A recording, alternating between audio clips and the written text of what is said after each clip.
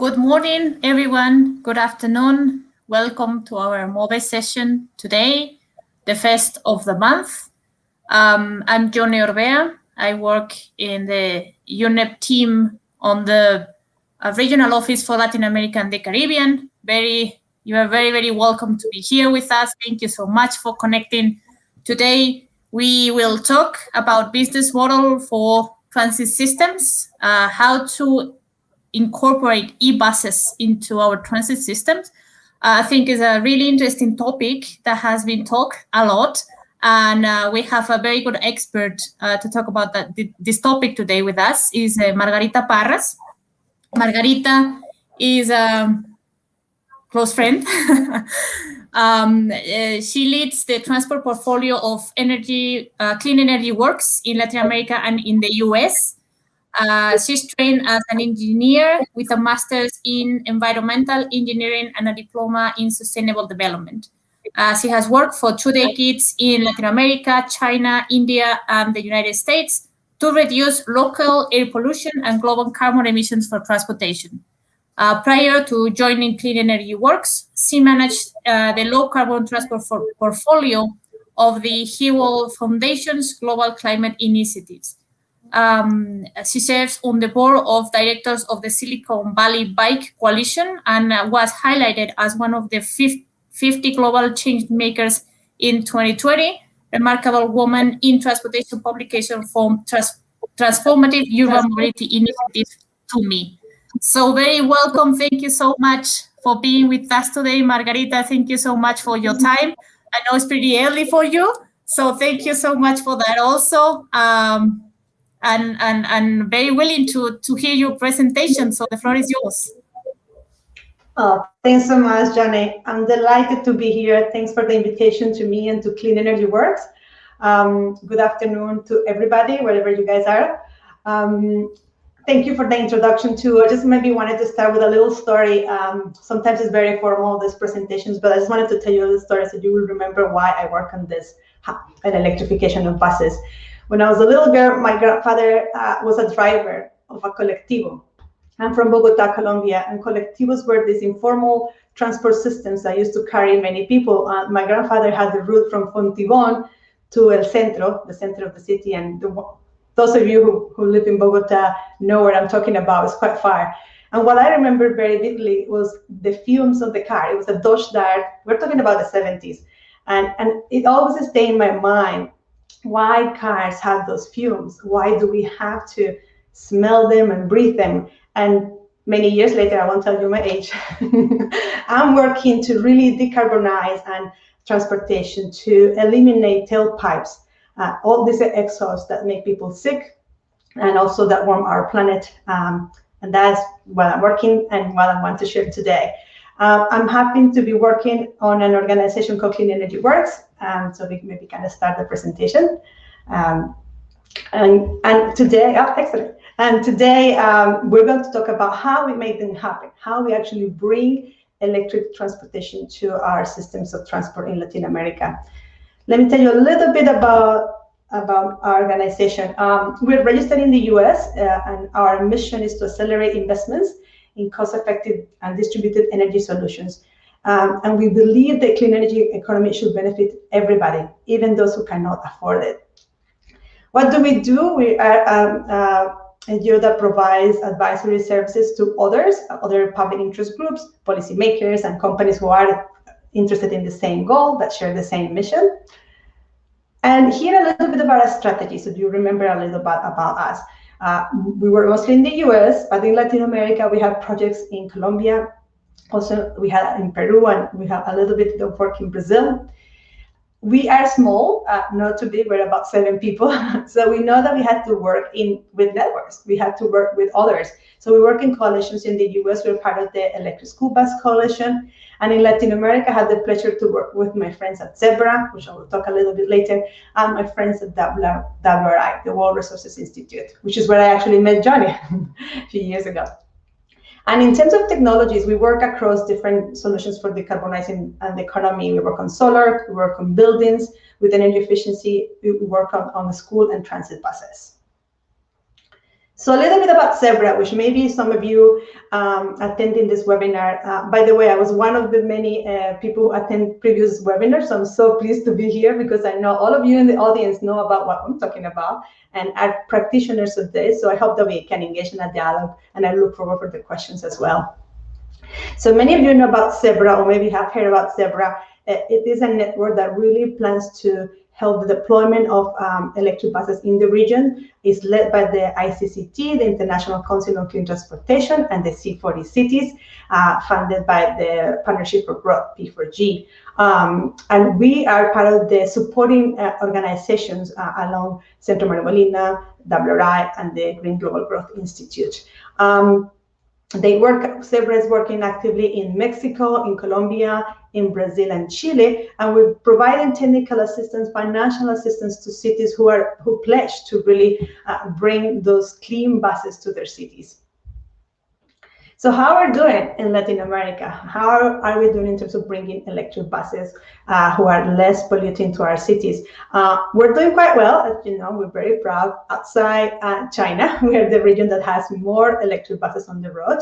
And here, I don't know if you know this website, I'll recommend you guys to go there, eBus Radar. It's actually powered by Zebra and other partners in the region. And it's like an observatory of how we're doing in terms of electric buses. And we could see a lot of dots in the map, which is great, and about 220 buses, 220 buses in Latin America. Most of those actually in two countries, Colombia and Chile, but there is a little bit happening across the region, even in the Caribbean.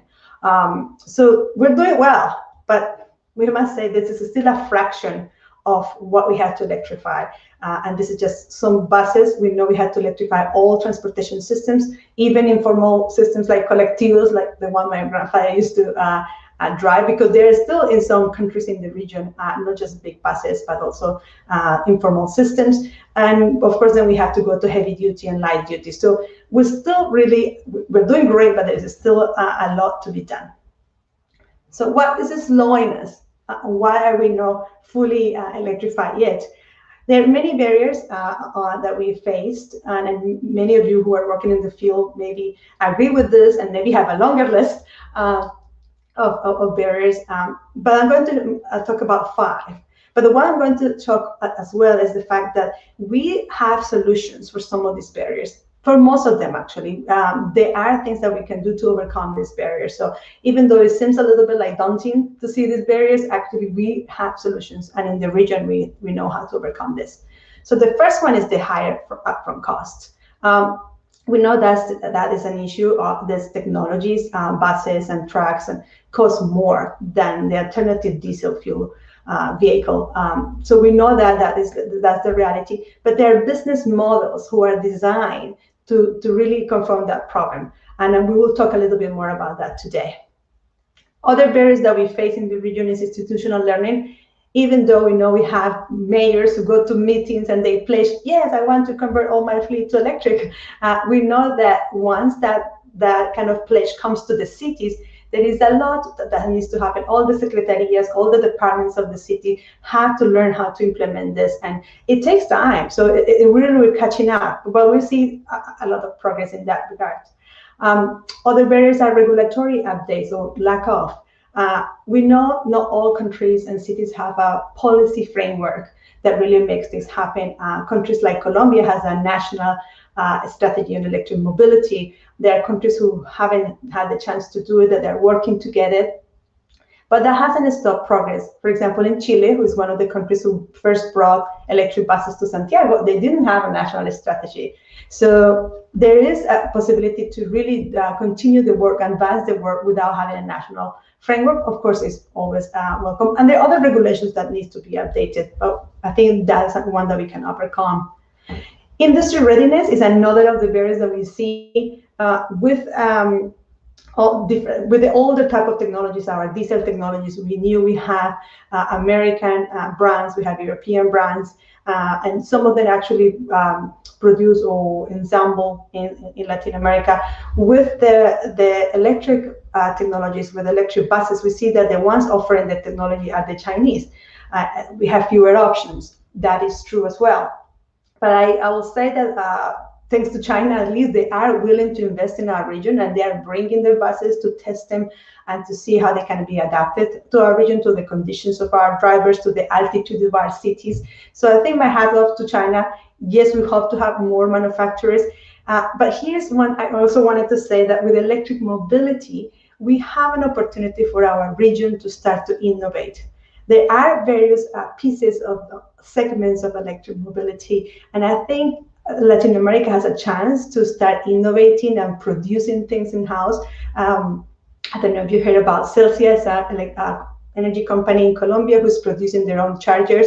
I think there's software, there's hardware, there's how we're going to connect to the grid, how we're going to balance, and all of that is a new field that I believe has the potential to bring some innovation and some industry growth to our region. We are very bright. We just have to work in this sector and bring our best ideas. And this is going to be very important for the last point that is slowing us, which is COVID. Of course, no doubt, COVID-19 is slowing things because of it's a crisis that has a lot of economic implications. And in public transport, we've seen the changes in demand. But now that once we are passed through the most difficult parts and we reactivate industry, public transportation is essential, and these new enterprises can actually be key. So I want you to learn from this that I think there are things that are slowing us, but there's a tremendous potential in our region. Okay, so let's talk about what they invite me to talk about, which is business models.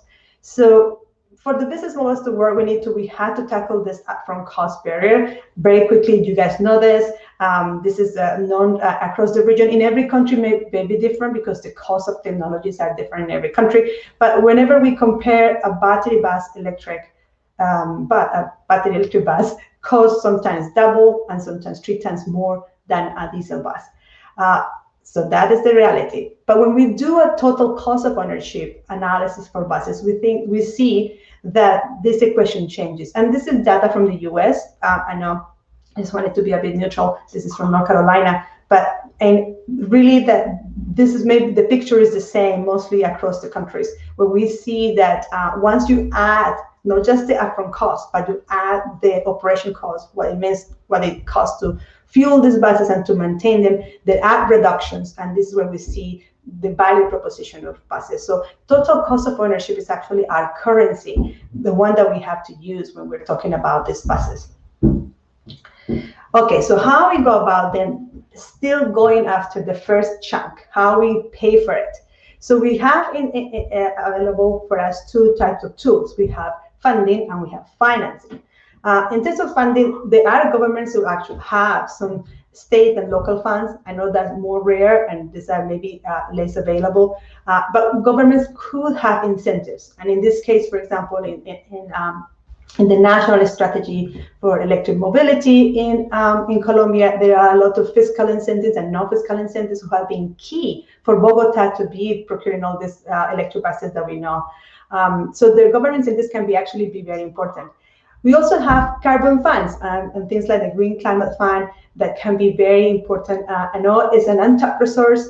As we know, the portfolio, the Green Climate Fund, yet doesn't have electric mobility projects as many as we would like to. So, and I know maybe some of you in the audience are working with the certified organizations to actually make that happen, and that's great because we have that as an option.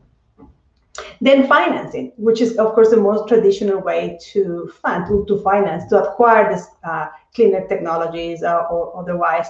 And first we have loans. Of course, we have options from commercial banks, national development banks, multilateral development banks, even resources like Jeff that I know UNEP and MOVE are working on. So we have that possibility of financing through loans. We have leasing, which is becoming very common on buses, and we'll talk a little bit about later. And today I want to talk about some new business models that can include utility investments. This is a new category of financing, of how we can finance those grid systems, because batteries and electric buses are actually part of the grid. Okay, so we have those sources of financing. So let's see what we are using in the region, what is happening in our region. And this is a table, it's a summary table. I didn't bring all the dots in the map, it's just a few of them, but I just wanted to draw your attention to some of the models that have been used. for procuring electric buses. So we had the classical model. In the classic model is where the operator, the owner of the bus that had previously a diesel bus, through financing or through funding, could acquire the new electric buses. And the operator, again, is the owner of those buses. This happened in Medellin with the first 64 buses that were brought to the city. Those were actually brought by the city for Metro Plus with resources from the city of Medellin. And most recently, there is smaller operators who actually, through financing with FINDETER, which is a national development bank in Colombia, procure 4 buses, electric buses. So that is the classic model where through funding and financing, you acquire the buses. But as you can see, the amounts are much smaller. Then we have the leasing model that became really known through Santiago. So we saw that Santiago about 2 years ago or more was the city who really changed the scene, and outside China started to have those buses. And this was an effort led by the Ministry of Transport there, and with the participation of the private sector. So it's a public-private partnership.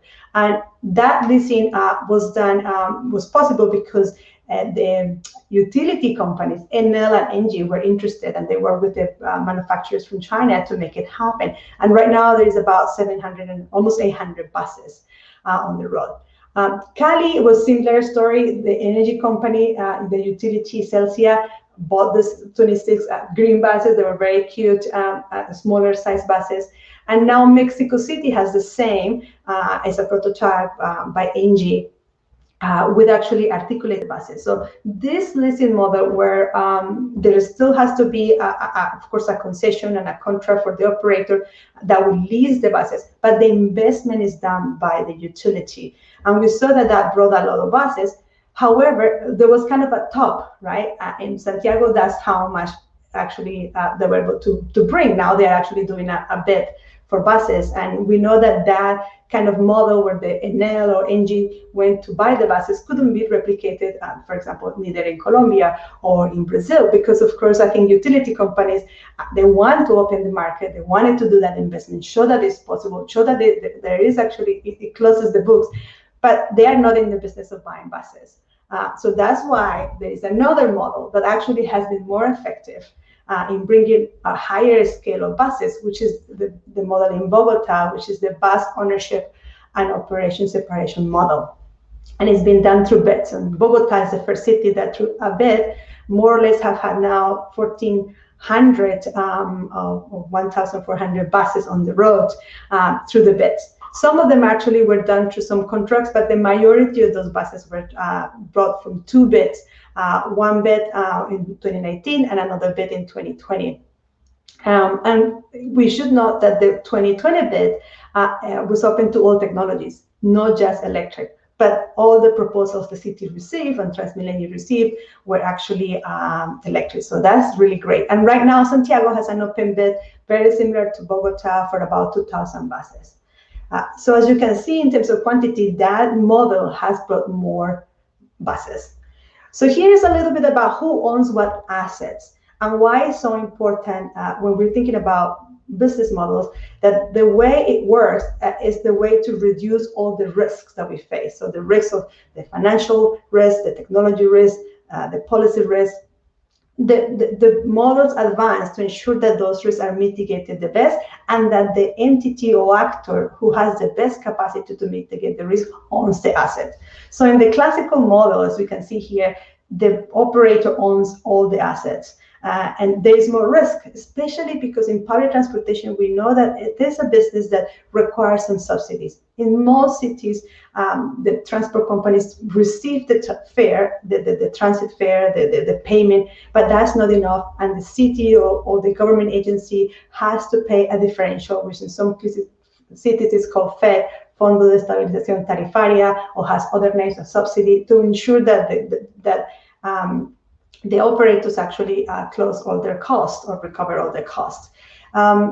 And you will notice that here in the middle, I put the utilities, because the utilities play a role. Of course, they are the providers of the fuel, but they also provide the charging infrastructure. And we know in every country, there's different ways in which utilities are organized. There are generator utilities, transmission utilities, distributor utilities.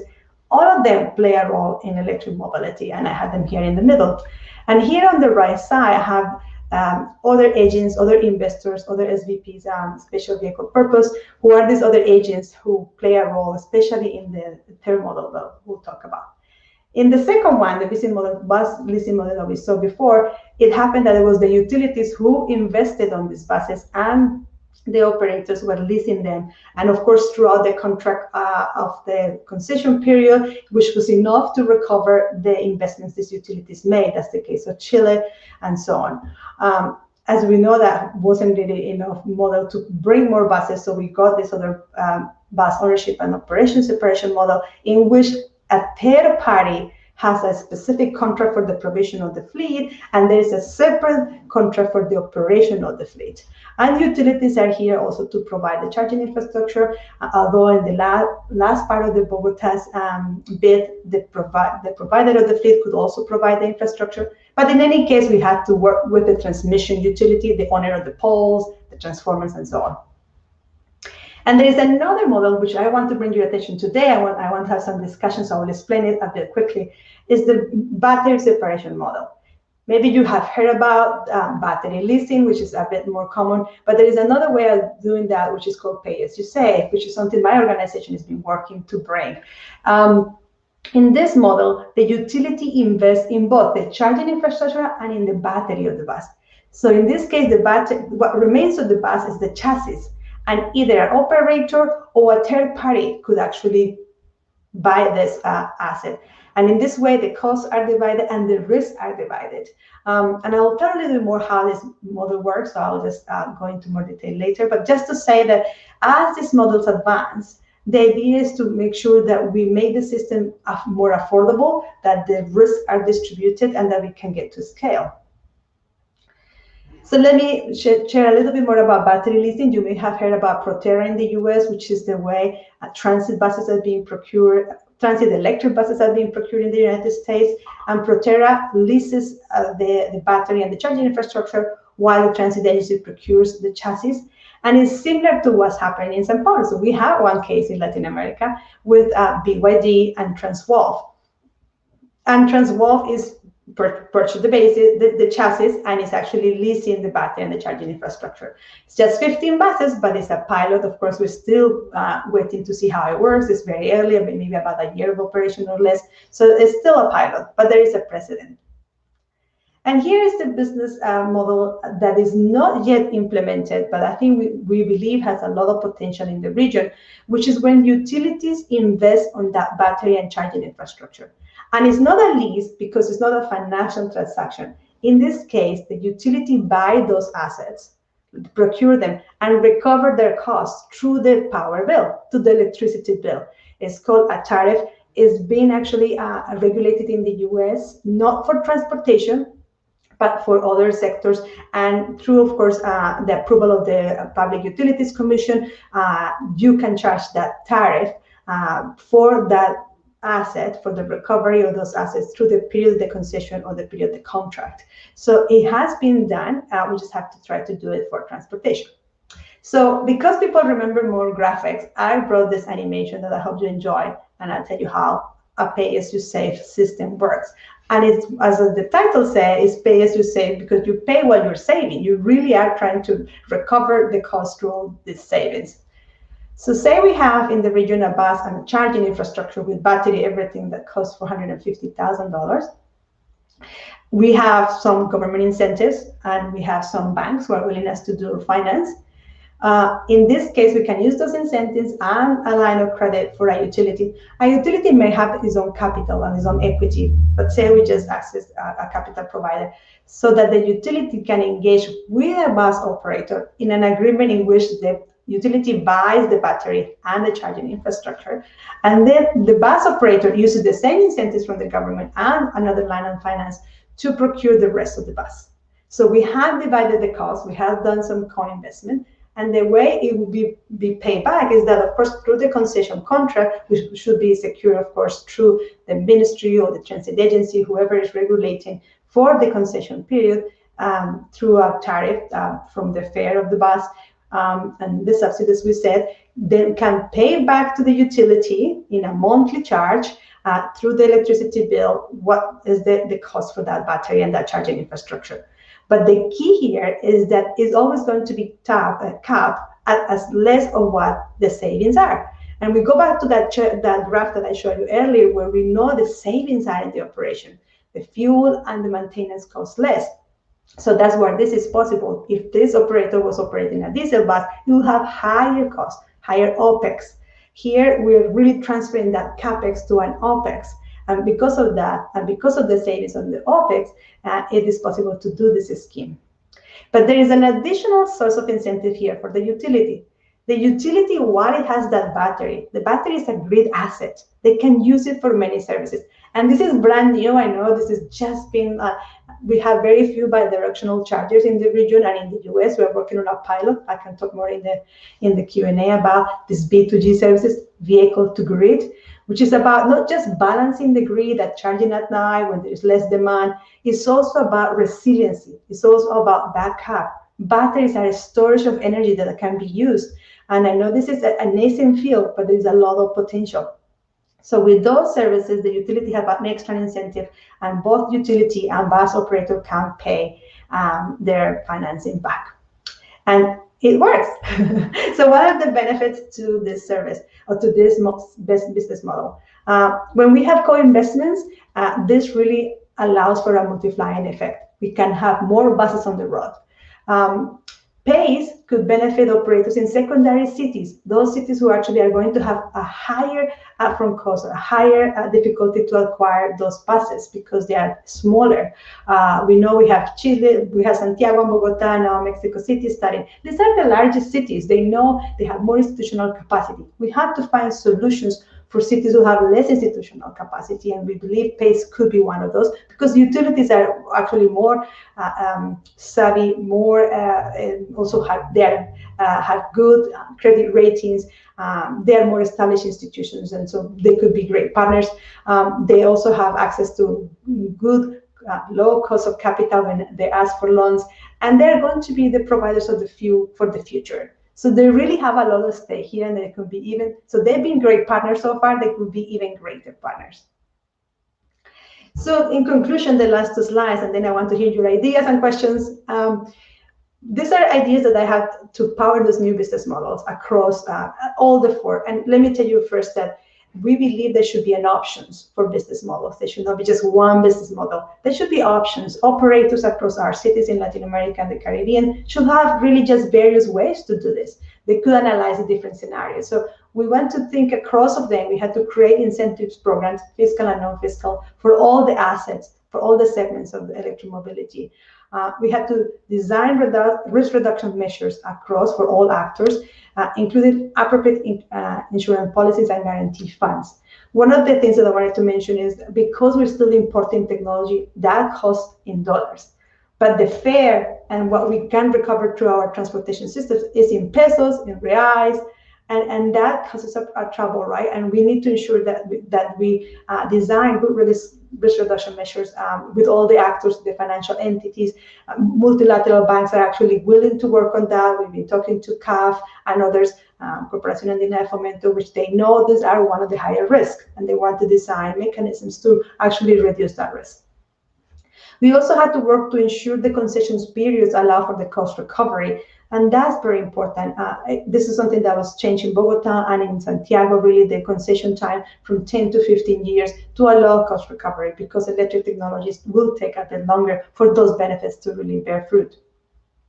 And lastly, we need to really accelerate regulations or update regulations that facilitate the investment of utilities. There are countries, I know we're working a little bit in Brazil, where utilities cannot just go and invest on all the segments of electromobility. There are, of course, provisions to prevent, there's consumer protection and other things, but we need to think about how we allow utilities to participate in a fair way and trying to invest in batteries and the charging infrastructure in a way that can, for example, a system like PACE work.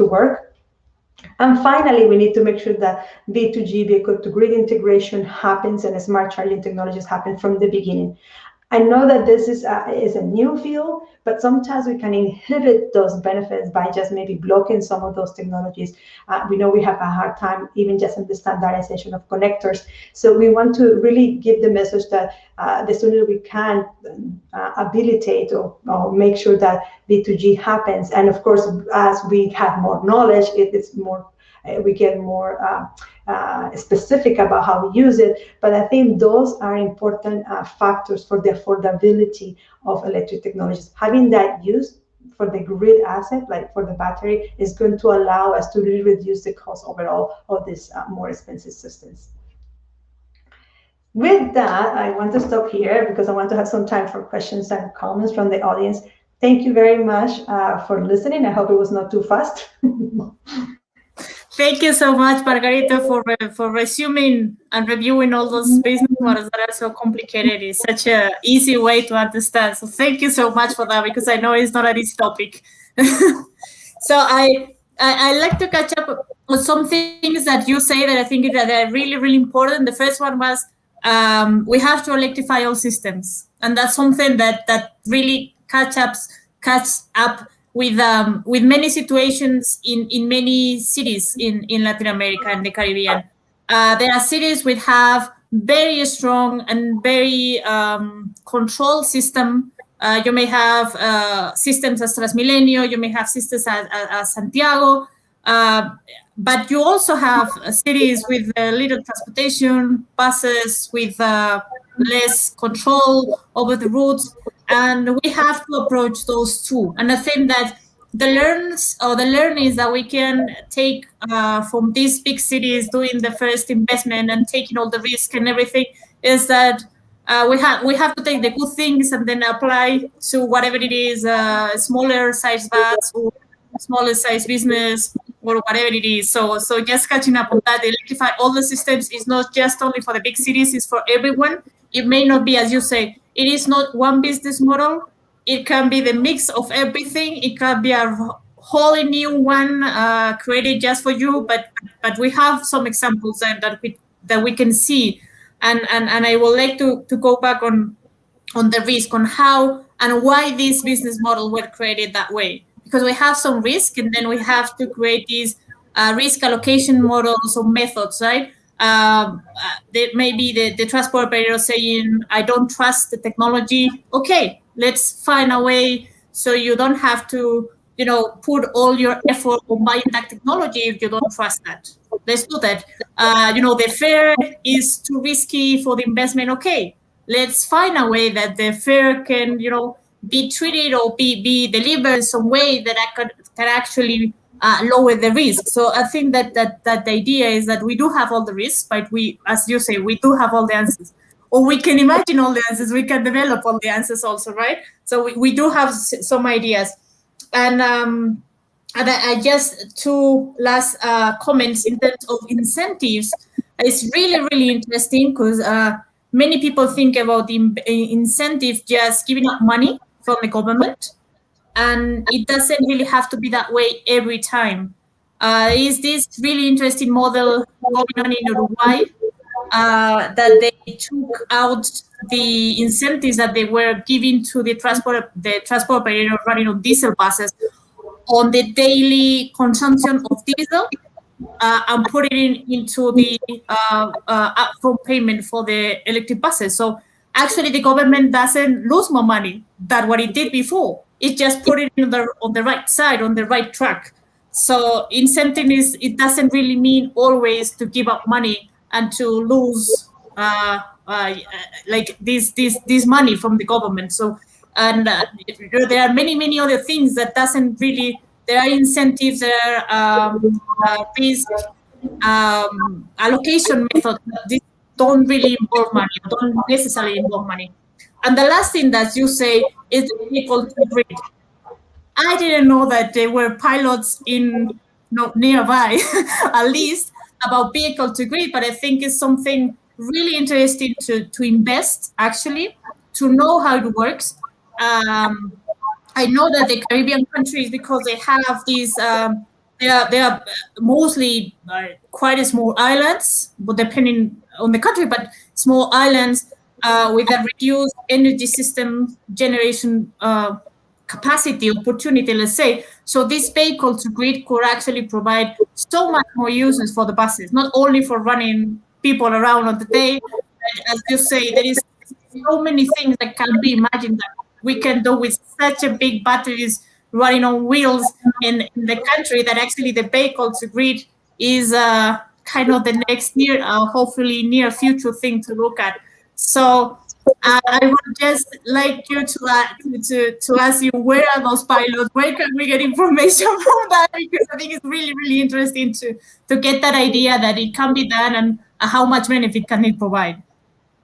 Yes, absolutely. And other comments were really good, Johnny. Maybe I will just answer to and give you a little bit of information about the first one about informal systems electrification, because the ones who've been pioneering this is India. And we worked in India in the past. I don't know, they started to electrify auto rickshaws, which are the ones, if you have been to India, you know those little three-wheelers going everywhere. They're like chaotic throughout the city. And there are government and also private investments done just to electrify those. And those are really informal, disorganized. Some of them are not even cooperatives. They are just one-man owner. So I have to say, yes, it's possible. We can electrify informal transport systems too. And yes, in cities when we don't have that capacity, we have to be more creative, as you say, to see how we allocate the risks. But yes, absolutely, and we have to do that in Latin America as well. We started with the big buses, but we will have to go through all systems of transport. And in terms of the battery and the battery as an asset and the V2G, yes. So there are actually bigger pilots. We are in one, I will tell you later, but there are pilots in California and in New York, I think, and in Massachusetts that I am aware of. And these are a smaller set of buses who've been used with help from the governments to do the testing. Okay, really how much service these batteries can provide. And of course, we had to realize that the main service of the battery is to move the bus. That is no point, right? We are not going to just take the battery and be in a storage. I think Tesla has some, also Tesla sells some batteries that you can leave in your house and you don't move them. But no, these are really batteries for the bus. The main purpose is to move the bus. But when connected to the grid, even a small amount of time, there could be this balancing and this demand response, who could be very valuable. So the pilots that we've seen in, I think one pilot that in California that brought my attention, because it was a pilot done for a school district who just purchased CNG buses, and then they purchased this electric bus, and they were testing the battery as a storage. And after, I think, and I can provide more information about this, is done, I forgot the company, with Nube. Nube is the bi-directional charger provider. And in that pilot, they found that that battery or one bus could power the compressor who is actually feeding the CNG buses. And so it was kind of like, wow, you kind of don't even need outside power. You just need the extra electric bus to power the rest of the fleet that runs on CNG. And I can later share those resources, Johnny, you can share with our listeners about where we can find more information. Now, Clean Energy Works is involved in a project in North Carolina with a small utility called Roanoke Electric. We've been partnering with them for a while. They've been pioneers on energy efficiency, so they really jump on doing this because they are innovators, and because, of course, they actually have a rural population that has affordability problems. So they know they need to devise ways to reduce the price of this uptake of new technology. So that's why they decided to try to see how this is going to work. And the chargers are Fermata, not the other company, but it's called Fermata chargers. And we're testing this bidirectional charger with a Nissan Leaf for now, but the idea is then to do testing with the bus. And we just started in December, but what we can say is that you don't need a lot you don't need to have those batteries connected the whole time. Really small periods can really have a lot of value, because what those batteries do is balancing and demand response. And it could be just a small thing like a backup generator or so. And I'm not an expert on electricity, but I love this subject. But what is really true is that even the management folks at Roanoke Electric and they are electric engineers. They're actually surprised by how much those batteries, so many services that they can provide. And you can go to our website, cleanenergyworks.org, and there is information about that pilot as well, but that I can provide to this. And I know that this is a nascent field, even though it's been studied for a long time. It's important to see how the benefits will be allocated between the user and the utility. But overall, it's really a good value proposition. Thank you so much, Margarita. So we do have some questions right now. I will go with the first one. Says, for a specific shuttle service for a university with around 20 buses, what would you consider will be the best business model? Well, that's a tricky question, but if a university kind of wants to change the buses, that is great. So just congratulations on that. Having a smaller amount of buses, of course, we don't have the economies of scale, right? When you have more buses, you can have those. But for example, we have one case in Medellin right now, a small operator, Masivo de Occidente, who has 4 buses in Medellin, and they use the classic model. I think when we're talking about smaller buses, we have to think about maybe a leasing model or a classic model. I think it's really to get to a very large numbers when we may need the more sophisticated models who actually need beds, visitaciones and so on. So it's hard to say upfront, but I will say that the important thing is for the university to look at the cost, do a total cost of ownership study, bring the utility from the beginning, what's the utility that provides services in my region, and engage in a conversation. Talk to the providers of the technology, BYD or whoever is in your region. There are various, Utah, Songtong. So engage in a dialogue and maybe with them walk through the different options. Mm-hmm.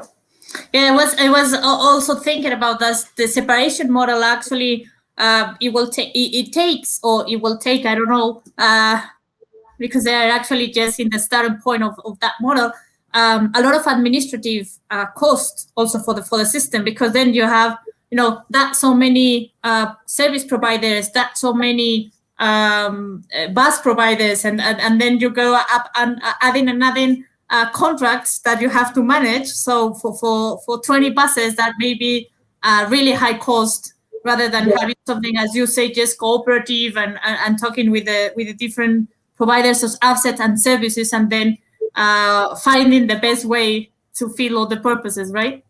Exactly.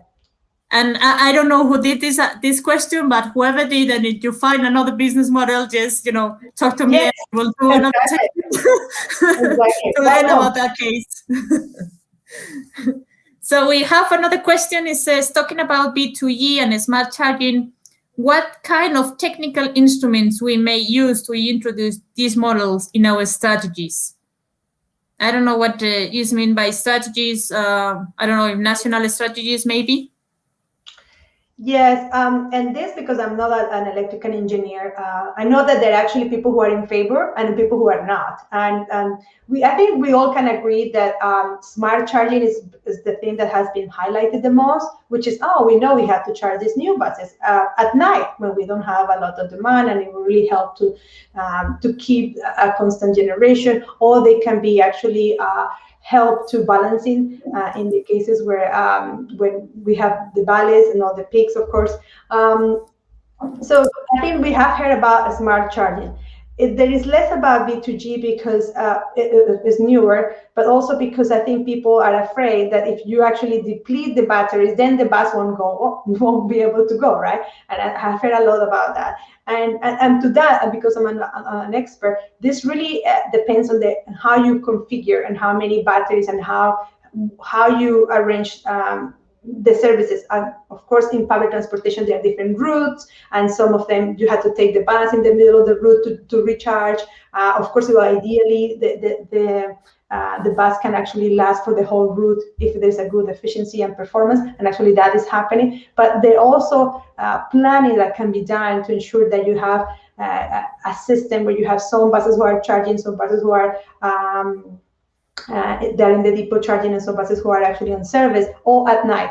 But throughout all of that, the important thing is that the batteries, we maintain the specifications of the batteries. But when the batteries are connected, even a small change of electrons can actually help some systems. And what I know from the Fermata charter that we're working on, there is, of course, interfaces of how you connect to the grid operations, right? And if you're doing, for example, vehicle to home or vehicle to building, is how you are reading all the specifications of where the electricity goes and see what services you can actually support with the battery when the battery is connected to the grid. So this is where I feel there is a lot of potential for invention and for innovation, because there will be more services. These things haven't been done, really. They are just to be developed and to be advanced and to be done in a way that will protect the overall grid, but also could help as a backup. In our NGO, when this Texas disaster happened, of course, all of us in the back of our minds were, well, wait, what if some of those electric cars that people have were connected and could have helped in the case of an emergency? So that if case of the emergency is huge, it may not be a day-to-day thing, but when you need them, it can back up hospitals. And we know what happened in Texas was terrible. So we have to think about all these possibilities as well. Resilience.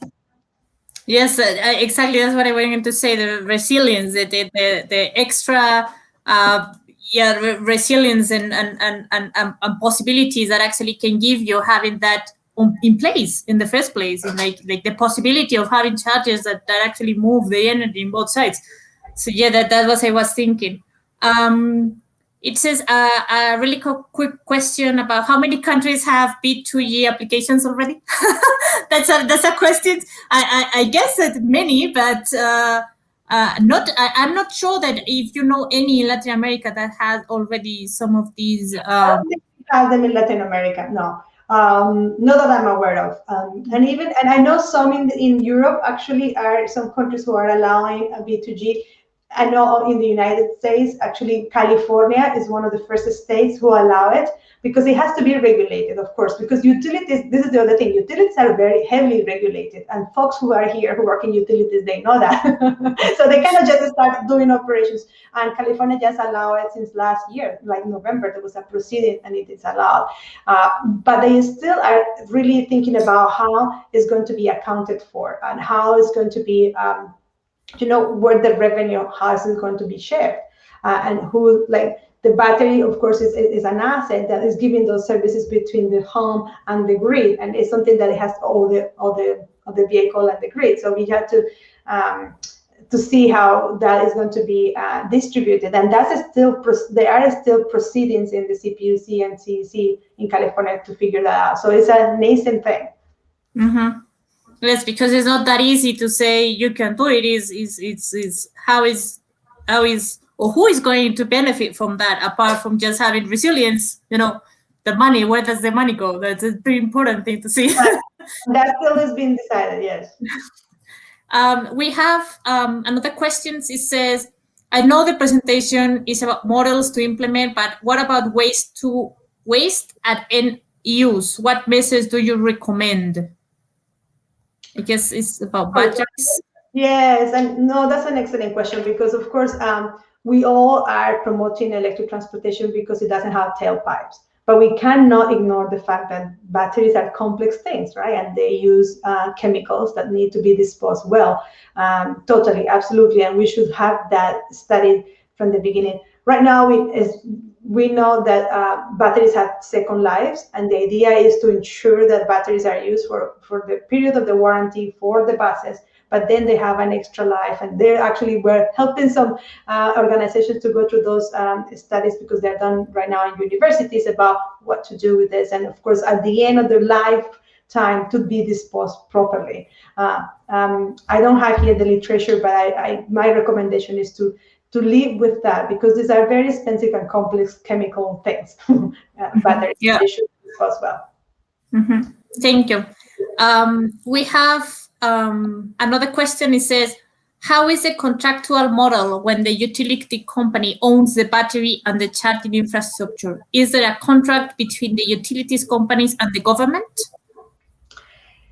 It will be a contract between the utility and the operator, but it has to be governed by the regulators. The regulators have to allow this to happen.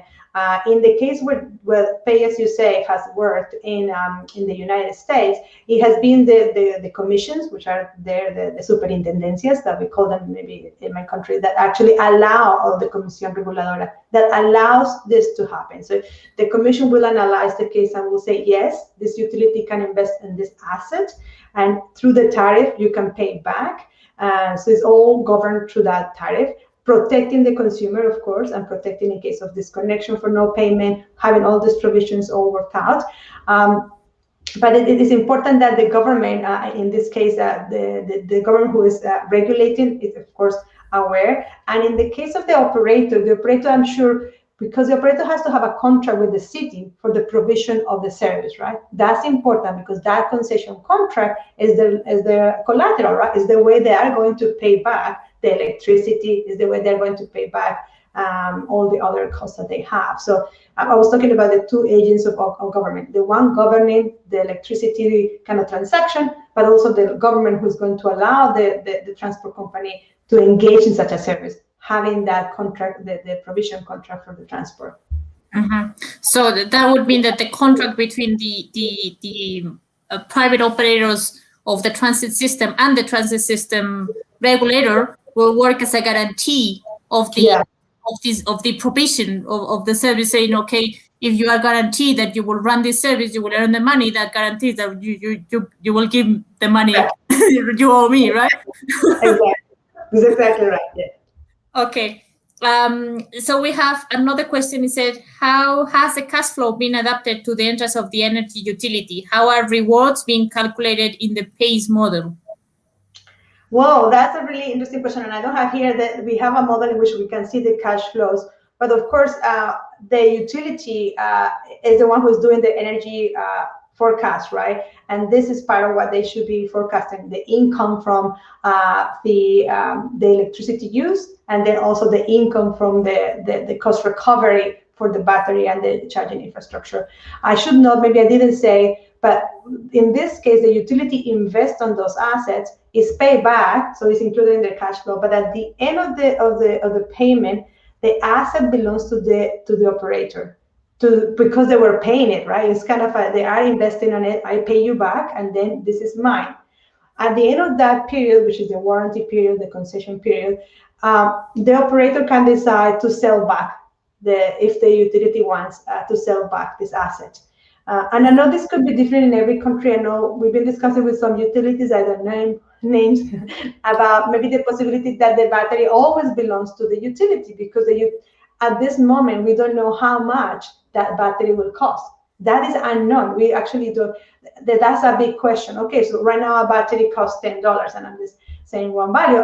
We don't know after the use of the battery what is that cost, right? After 7 years or 8 years.